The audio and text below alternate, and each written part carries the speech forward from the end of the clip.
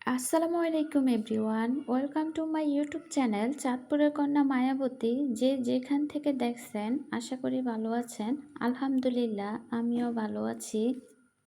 জানেন তো, বাস্তবতা শিখতে আছে না, বয়স লাগে না। আপনার খারাপ সময়ে যথেষ্ট।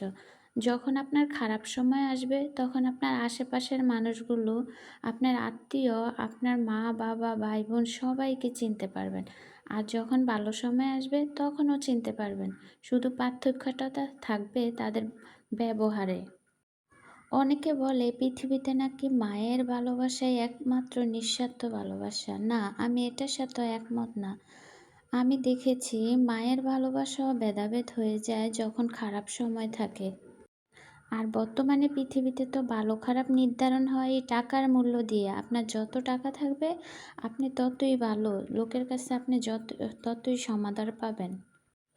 এমনকি চার দেওয়ালের ভিতরে যে স্ত্রীকে নিয়ে আপনি সারাদিন থাকেন সেই স্ত্রীর কাছেও আপনি তখন মূল্য পাবেন যদি টাকা পয়সা থাকে। আর টাকা পয়সা না থাকলে স্ত্রীর কাছেও মূল্য পাওয়া যায় না।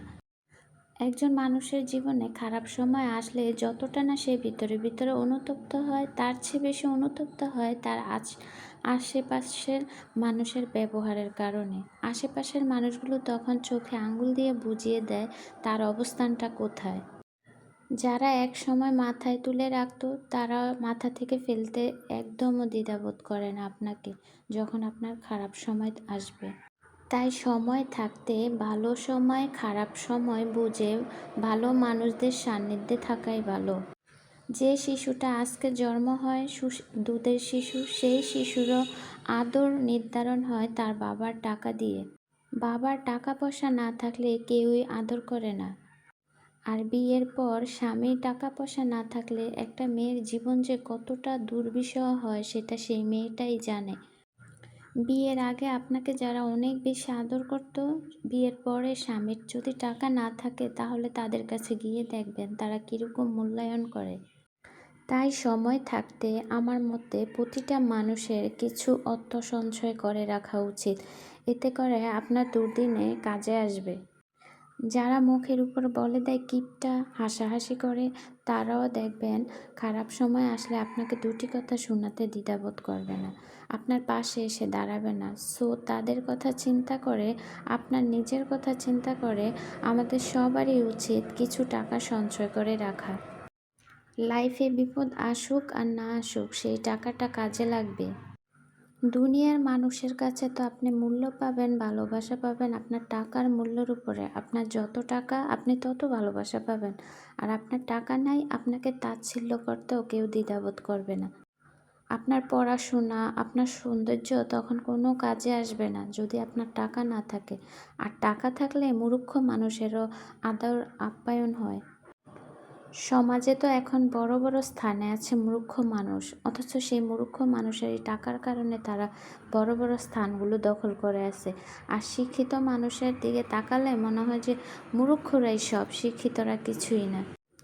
এত ভেদাভেদ শুধু সেই টাকার কারণে। টাকা না থাকলে মানুষ মানুষকে চিনে না। যেই মায়ের গর্ভে বড় হয়েছেন, যেই মা লালন পালন করছে, সেই মাও ভালোবাসে না টাকা পয়সা না থাকলে। সন্তানকে নিচু চোখে দেখে, সারাদিন অবহেলা করে। আর যার টাকা পয়সা আছে সেই সন্তানকে আদর আপ্যায়ন সব কিছু করে। এমনকি আপনার বাগের জমিটাও আপনার কাছ থেকে নিতে দ্বিধাবোধ করবে না যদি আপনার টাকা না থাকে। তো আজকে এ পর্যন্তই। যারা আমার ভিডিও সব সময় দেখেন তাদেরকে অসংখ্য ধন্যবাদ। অবশ্যই আমার ভিডিওটা পুরো ভিডিও দেখবেন, দেখে লাইক এবং ছোট্ট করে একটা কমেন্ট করে যাবেন। আর যারা নতুন নতুন আমার চ্যানেলে আসেন তারা অবশ্যই আমার ভিডিওগুলো যদি আপনাদের কাছে একটুকু ভালো লেগে যায় তাহলে আমার চ্যানেলটা সাবস্ক্রাইব করে আমার পাশে থেকে যেতে পারেন। তো এতক্ষণ ভিডিও দেখে বুঝতেই পেরেছেন আজকে আমি কি রান্না বান্না করেছি। এখন হচ্ছে সন্ধ্যা, আমার জায়ে এগুলা বানাইছিল, তো ডাক দিচ্ছে ওদের ওখানে খাওয়ার জন্য। তারপর আমরা চলে গেলাম। আর আমার তো মুড়ি মাখা অল টাইমই পছন্দ, আমি সবসময় মুড়ি মাখা খেতে পারি, আমার অনেক ভালো লাগে। তো আমরা সব জায়েরা মিলে, আমাদের বাচ্চা কাচ্চা মিলে আমরা একসাথে সন্ধ্যার নাস্তাটা করলাম। আসলে একসাথে খাওয়ার মজাই না আলাদা। তো এই তো, সবাই আমার জন্য দোয়া করবেন, অবশ্যই আমার ফ্যামিলির জন্য দোয়া করবেন। আল্লাহ হাফেজ।